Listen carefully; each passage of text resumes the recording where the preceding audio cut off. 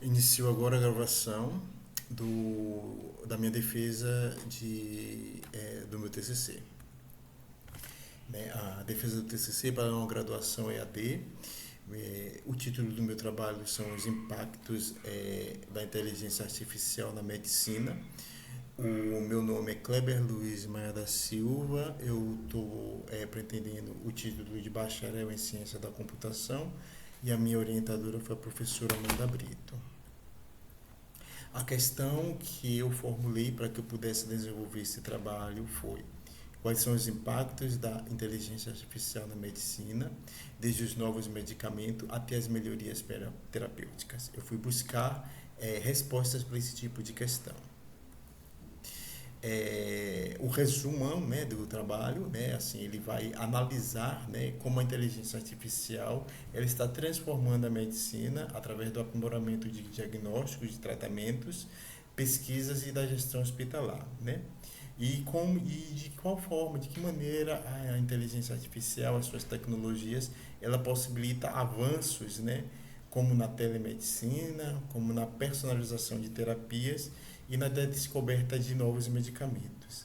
Palavras-chave que eu utilizei foram a inteligência artificial, medicina, machine learning, big data, redes neurais artificiais. Eu também trago um pouco da história da inteligência artificial através de pioneiros como Turing e Wiener, né, que marcaram o início dessa evolução, né, que hoje, né, posteriormente, está sendo aprimorada, né, está sendo impulsionada essas conquistas, né, essa nova tecnologia através de machine learning, né, que seria o aprendizado de máquina, e através de big data, né. E também eu trago uma discussão sobre como os benefícios do uso da inteligência artificial ela também traz questionamento em relação à ética, à desigualdade de acesso, né, a esse tipo de tecnologia, a forma com que a privacidade dos dados devam ser tratada, a responsabilidade pela utilização desses dados e de que tipo e da necessidade de regulamentação que a gente tem que ter para que a utilização desses dados, dessas informações, elas possam ser feitas de uma maneira segura, equitativa, né? Favorecendo com que haja uma democratização, né? Do acesso a melhores ferramentas, né, de saúde, reduzindo desigualdades, né, que a inteligência artificial ela venha para reduzir desigualdades no acesso à saúde. A relevância do trabalho é, a gente observa na forma com que a medicina está se transformando, né? A utilização dessas ferramentas de inteligência artificial está transformando grandemente a prática terapêutica, a prática diagnóstica, né? E dando até acesso, né, a pessoas que nunca tinham acesso a, a profissionais de saúde especializados, hoje em dia, através de inteligência artificial, através de dispositivos móveis, né, é capaz de que a saúde ela chegue aos recantos mais remotos do Brasil, né? Como já tinha falado, há um grande impacto em diagnósticos precisos, tratamentos personalizados e na parte de cirurgia a gente pode contar agora com robôs fazendo cirurgias que possam ser mais precisos do que os próprios cirurgiões, né? O objetivo da pesquisa, como já coloquei, né, foi tentar responder a esse tipo de questão, os impactos que a inteligência artificial ela está gerando na medicina, desde os novos medicamentos até as novas, até as melhorias terapêuticas, né, como é que isso está se processando, né. Para isso, eu realizei uma revisão bibliográfica, né, sobre desde o surgimento da inteligência artificial até em como ela impacta na medicina hoje em dia, né? quais são as áreas que subsidiam o desenvolvimento dessas tecnologias. Para isso, a metodologia que eu utilizei foi a consulta de artigos científicos em algumas bases que são bastante renomadas, né, que me gerariam, que me disponibilizariam artigos confiáveis, né. Eu utilizei determinadas palavras para poder fazer esse tipo de busca, né, nos buscadores desses portais, né. Os portais que eu utilizei, as bases foram a bve.cibec.inep, a Scholar, que é pertencente a Google, né? A Domínio Público, que é do governo brasileiro, a Cielo, a Periódicos, que é uma base com bastante artigos do CAPES, e uma base que é bastante utilizada na área médica, que é a PubMed. As palavras-chave que eu utilizei foram tecnologia, inteligência artificial, diagnóstico, tratamento, medicina, saúde, redes neurais artificiais, big data, machine learning, artificial intelligence e computer aided diagnosis. Tá.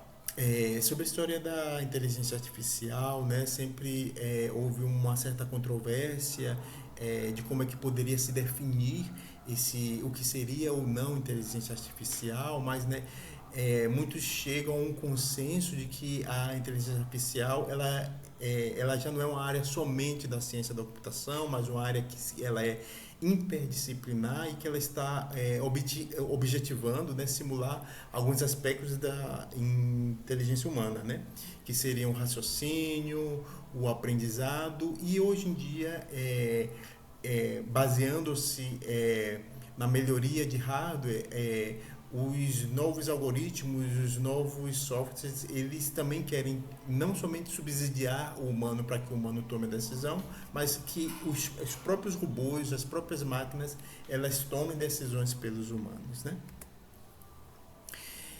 Nos primórdios, em 1940, 1950, Alan Turing, né, que é considerado o pai da computação, né, ele desenvolveu modelos de máquina universal que seriam capazes de fazer resolver qualquer tipo de cálculo matemático, né, e associado a isso, né, um outro pesquisador, o Norbert Wiener, ele fez uma teoria cibernética na qual poderia haver uma comunicação e controle em máquinas e em organismos, né?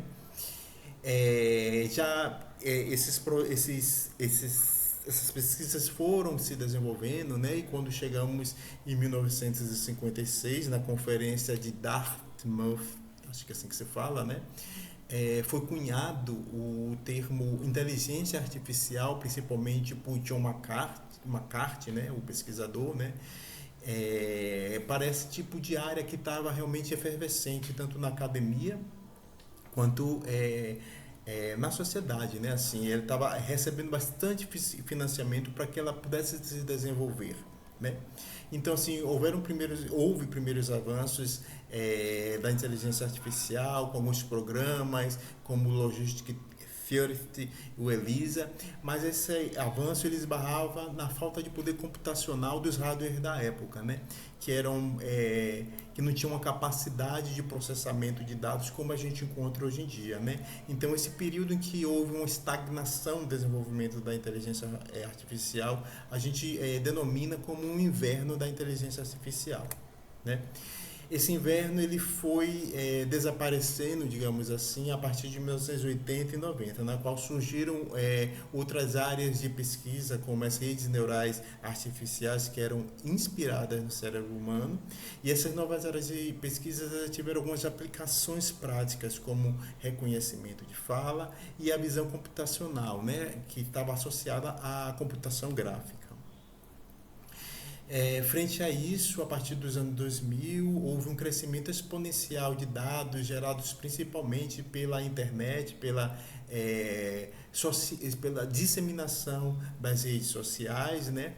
E houve, né, o crescimento dessa área, a Big Data, né? E o desenvolvimento de novos modelos de de aprendizagens profundas, né, para que você tivesse respostas para tarefas mais complexas.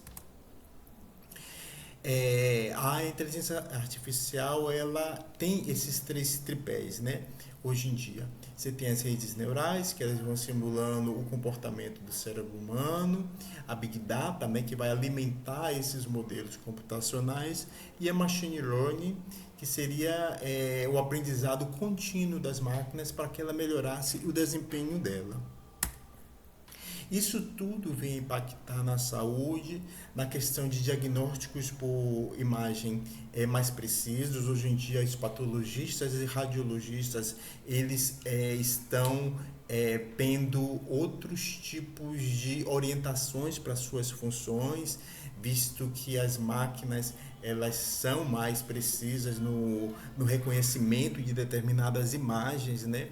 Hoje em dia você pode ter uma melhor personalização de tratamento, você pode ter um médico com a capacidade de escutar o paciente melhor, já que a questão de digitar, de escrever as coisas que ele escuta podem ser passadas para um robô, para um computador, o computador escutar e ele mesmo ir digitando as informações que ele está escutando da conversa do médico com o paciente, né? Você pode também ter um monitoramento remoto, né?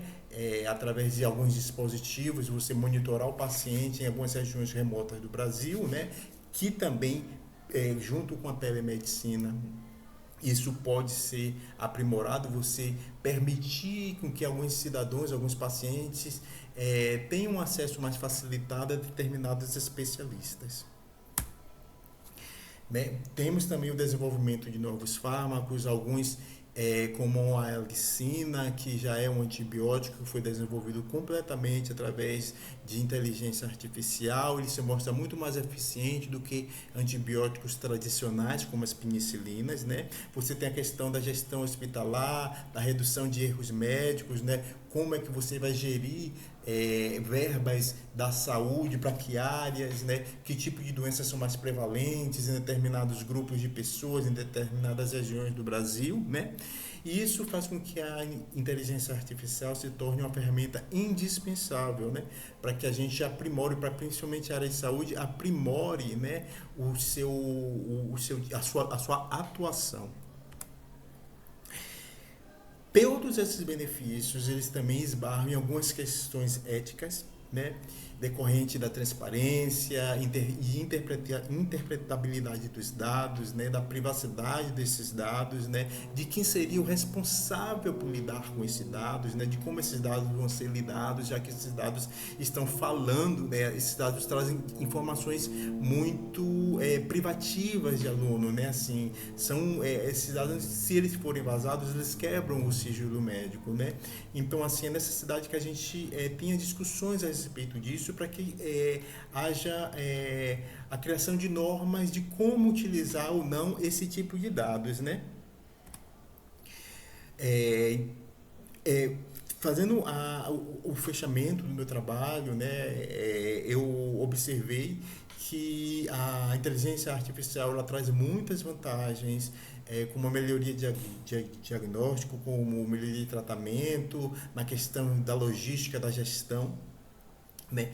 Porém, esses benefícios, eles também trazem alguns malefícios frente a como esses dados devem ou não ser usados, a privacidade deles, a responsabilidade por algumas decisões críticas que esses dados venham a conduzir, né?